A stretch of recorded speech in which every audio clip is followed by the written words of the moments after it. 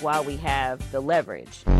Of course, there will be, families that are going to suffer, but it is one of the few leverage times we have. You reopen the government and we lose our leverage, there has to be an agreement right now. That's what this whole shutdown is about. Republicans control the House, the Senate, and the White House. Frankly, this is our only moment of leverage. The idea that you would give up all of your leverage and then hopefully get some sort of great deal coming down the pike is just a fool's errand. Why are working families the leverage the Democrats need to get Obamacare fixed? It's the only lever we have. Democrats have this one little sliver right now when we've got some leverage here. Some Republican senators have pushed a bill that would pay government workers. I think that just gives the president more leverage. Catherine was basically expressing, in her own words, the notion that our leverage right now are our votes. Them wanting to solve the problem that we want to solve, but do it in a couple of days or a couple of weeks when we've given up our negotiating leverage. Without that leverage, the minority party, would be stuck in the mud and not basically have anything to negotiate. Wow. Leverage. One word. Leverage as it relates to men and women having to pay for all these different things that a lot of these socialists ran on and won on. Here's what I think is going to happen. They're going to probably vote against it one more time because they don't want to make it appear as if it was about this election and getting their base out. Because if they had passed this, you think their base would have gotten out there and voted for a lot of these different people who they knew that they needed the base. And you think they're that calloused in heart and evil that they would use all of this government shutdown for an election? There are moments in this country when the political games in Washington, D.C. stop being theoretical and start touching real lives. We saw the UPS plane crash on yesterday. I saw the video, and it broke my heart. This is not about partisan spin or cable news theater. This is about safety. It's about pilots, air traffic controllers, ground crews, and maintenance teams who cannot be replaced by slogans. That's why I wanted to have my friend John Gordon on, because John Gordon is going to speak the truth. So here are the questions. What is the cost of the deal they want? And who is paying the price? John Gordon is the host of the nationally syndicated radio show, The Truth with John Gordon. He's a graduate of Mercer University School of Law, a business owner, entrepreneur, and former journalist in Macon and Atlanta. In 2022, he ran for Georgia Attorney General and was endorsed by President Donald J. Trump. He has long been a leading voice for constitutional clarity, integrity in government, and the America First agenda. John, welcome to Detroit's Morning Answer. Thank you so much, John Anthony. It's always a pleasure to be with you, my friend. Yes. Before we get into the, what's happening with the air traffic control, safety, and things of that nature, you heard the opening clip. Democrats are openly saying the shutdown is leverage to secure subsidies and spending. What does that reveal about priorities in Washington, D.C. right now, John? Do you know what the one thing that is missing from all of the clips that you played, which were not insignificant? What is in the best interest of the American people? All I heard was leverage, give me, power and greed. Not one damn word about what's in the best interest of the American people. I'm so sick of it. And I thought yesterday we might have a chance to balance the equation a little more. I'm really disappointed to wake up this morning and see the Dems, call it what it is, made a clean sweep. They did. In New York, Virginia, New Jersey, and California, where they passed this new Proposition 50, which if that's not unconstitutional, I don't know what is. It creates a commission to redraw the districts in California. You think there's going to be any Republican representation on that commission? No, not at all. John,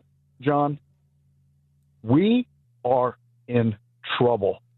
And the American people have to realize that. We thought that when Donald Trump was elected with 77 million people that our fight was over. It just began, and we have to keep fighting.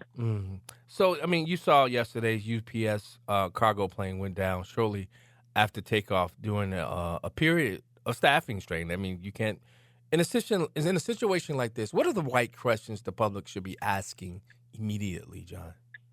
Well, why did the plane go down? I am a pilot. I've been a pilot since I was 15. I've got 60-plus years of incident-free flying. I have my own jet that I fly, and I'm a helicopter-rated pilot, single and multi-engine. I've got everything except a seaplane rating. But I don't know the cause of that. I don't see a link to the air traffic controllers. I mean, typically when a plane fails on takeoff, you may remember the heavy jet that crashed not long ago. That was sabotage. Yeah. The pilot, the co-pilot, or I'm sorry, the captain shut off the fuel to the engines. What? Yeah. You don't remember what? Yes, I do. Yes. I remember this incident. Are you kidding me? I didn't know that part came out. No, I swear to goodness, the flight data recorder proved it conclusively, and the co-pilot looked at the pilot and said, "Why did you shut off the fuel?" Yeah. While he was trying to restore fuel to the engines, and the airplane pancaked in and killed hundreds of people. It was just such a tragedy, and it was such a horrific event. Yeah. That was intentionally. Seven people. I'm sorry? 7 people are reportedly have died because of this UPS crash. I mean, that alone. I mean, that's heartbreaking, John. It is, but I'm not clear on what caused the crash. There was not another plane involved, was there? No. It was just the UPS, and they're reporting now that it was probably engine failure. Yeah, I mean, on takeoff, the two things you look at first is overloading of the airplane, and this is a cargo plane that they fly every single day in all parts of the country, and so overloading, I would not really put a lot of focus on. Yeah. Well, I'd focus on it, but I wouldn't attribute the disaster to that. They've got it down to a science. Yeah. Now, sometimes a cargo flight, if the cargo is not properly stored, there is a chance that the cargo could shift and create an imbalance in the plane that could cause a crash. I would not suspect that here. Mechanical engine failure would be at the top of the list that I would look at. Now, John Gordon, do you think now that these elections are over, I really do hope, because there's been reports that Chuck Schumer and they've been bandying about that they wanted to wait until the elections were over to pass this clean resolution because they were afraid of what their base would have done in these elections. Do you think they're that cynical to do something like this, to wait until the elections are over while millions of Americans are suffering? 100%. They know that they are acquainted with no known lows that they will stoop to get their way. And this is pure political gamesmanship at the expense of all those people who are serving our country, serving in the FAA, the air traffic controllers, the unions. They're working and they're not getting paid, and the Dems don't care. They just want power, and they'll stoop to no known lows to get it. Now, John, one of the things I opened the show up with is I talked about how Democrats are able to tell stories while, Republicans, we don't understand the emotional tug of storytelling. We only just state facts. Does the movement of America First, does the movement of Republicans winning elections, do we need to evolve the way we communicate?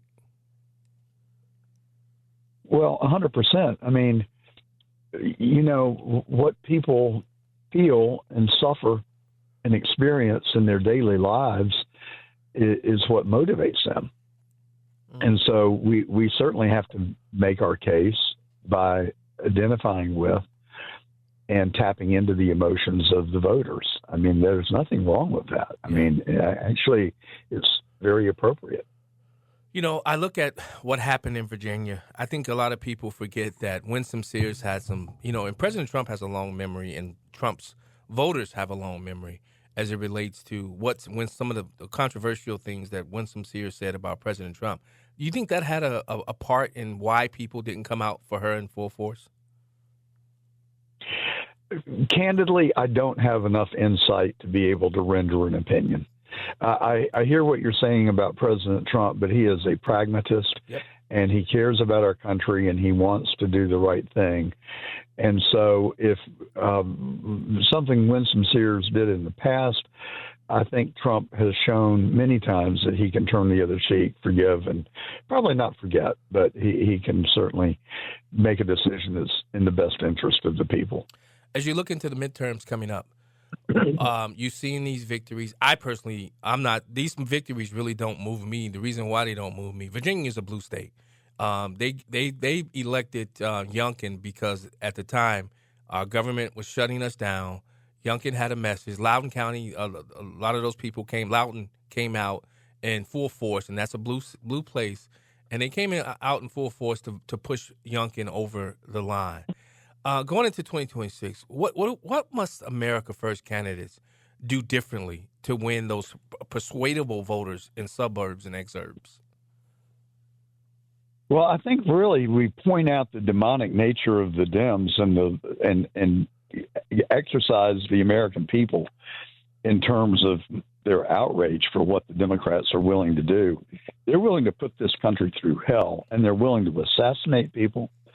They're willing to shut down the government, and they're willing to engage in unconstitutional conduct, i.e. California and Proposition 50 yesterday, to get their way.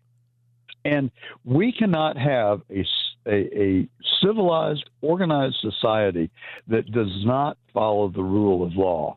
And on that point, I think that Donald Trump is in the process of deconstructing the deep state. And I've written about it. I've talked about it. But Russia is chapter 1. Tulsi Gabbard provided this incontrovertible truth that Clapper, Comey, Brennan, and Obama and Clinton lied to the American people in a material way that caused us to have a fake, phony impeachment against Donald Trump, $40 million wasted on a Mueller investigation that found no Russia collusion. And now we're seeing chapter 2 unfold right before our very eyes. I am ecstatic. Yeah. I worked for 3 years on election integrity in Georgia and a lawsuit against the Fulton County Board of Elections over the 2020 election. Well, Judge Brian Amero gave us the ruling that we needed, which was he found a prima facie case of election fraud. Then he ordered the absentee ballots be preserved and inspected by the petitioners. The inspection never occurred because this judge, what can I say on the radio? He had no courage, very small testicles, and he reversed his own decision and threw the case out on standing. Now, the Georgia Supreme Court reversed that unanimously. That case is still pending, and the order to unseal the ballots is still pending. Well, guess what's just happened? What happened? The United States Department of Justice has written a letter to the Fulton County Board of Elections, or actually the steward of the ballots, which is a clerk of the Superior Court, and ordered that person to turn over the ballots in 15 days. I think I can't remember exactly. I think we're in day 12 or 13. This is going to come to a showdown very quickly. My prediction is that the U.S. Marshal will show up. They will bust in the front doors of the election warehouse, the storage warehouse, and they will seize the ballots if they are still there, and I have doubts whether they are. But either way, they're going to go down for either stealing the 2020 election in Georgia, or they're going to go down for destruction of evidence that is still under Amero's protective order. Somebody is going to do a perp walk, and I would not be surprised if the House of Cards falls, that it goes all the way up to Raffensperger, Carr, and maybe Kemp, who I think helped orchestrate the 2020 steal in Georgia. They need to do a perp walk. I ran against Chris Carr solely because of his inaction, ineptitude, and lack of courage to confront the fraud in 2020. I don't know who he was listening to or following, other than, well, clearly Kemp. Yeah. Because I know Kemp. I know Kemp well, and I gave Kemp a lot of money in 2018 to run for governor. I hosted him a breakfast that 100 people showed up to. We raised $90,000. We gave it to him. I liked him, and boy, has he turned out to be a disappointment.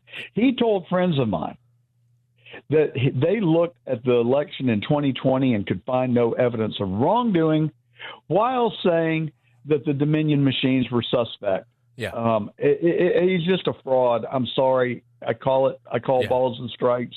I ran against Carr because he's do-nothing Carr. He's running for governor.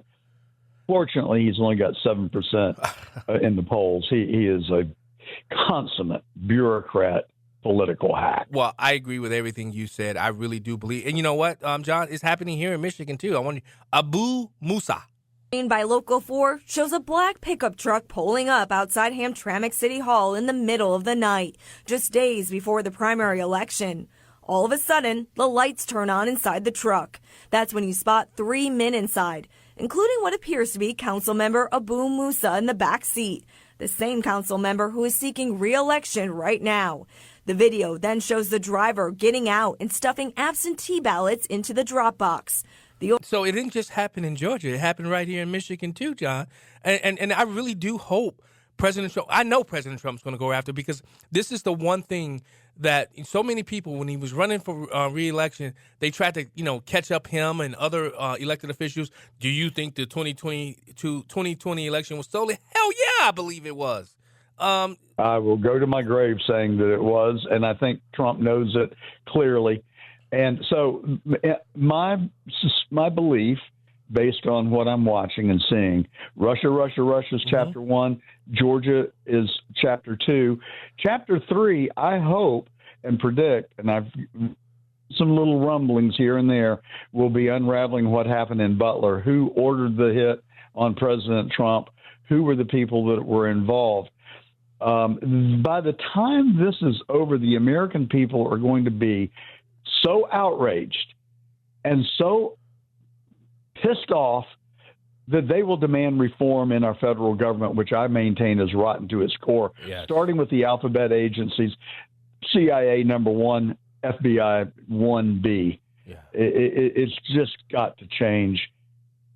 John, we got to protect President Trump at all costs. Somebody said to me yesterday, "Why do you still support him?" Because he's the man for the hour. No other person could be in the position that President Trump is in right now and do what he's doing. My problem is the Senate, not so much the House now, but the Senate and John Thune. I wanted Rick Scott so bad. Do you think the nuclear? We got about a minute left. Do you think the nuclear option is the way to go? I'm conflicted on it because you may remember that Harry Reid introduced the nuclear option, and I was insane. I was so angry at him.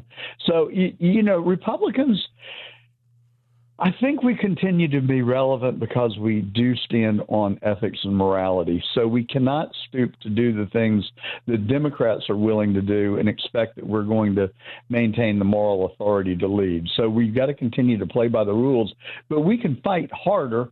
No, I'm not in favor of the nuclear option where I'm sitting today. Okay. But I am in favor of fighting. And that really means the American people, everybody that's listening to your show this morning, has got to get off the couch. Come on. Write your representatives. Call your neighbors, your fellow parishioners, your relatives, anybody that you have influence over. Write letters to the editor. I mean, you can spend 2 hours and do everything I just said. Yeah. We've got to rise and stand together to fight the true evil in this country. And it is an attack on this country from so many quarters, including China and Russia and Brazil and Venezuela. Yeah. And the leftist lunatics in America. led by George Soros, we are under siege, and it's time to wake up and realize what it is and fight back. John Gordon, you have to run for something. You can't give up. We need a John Gordon in Congress. John Gordon. I'm thinking about it. I would love it. The Truth with John Gordon. Thanks so much for joining us. Thank you, John Anthony. My pleasure. We'll be right back.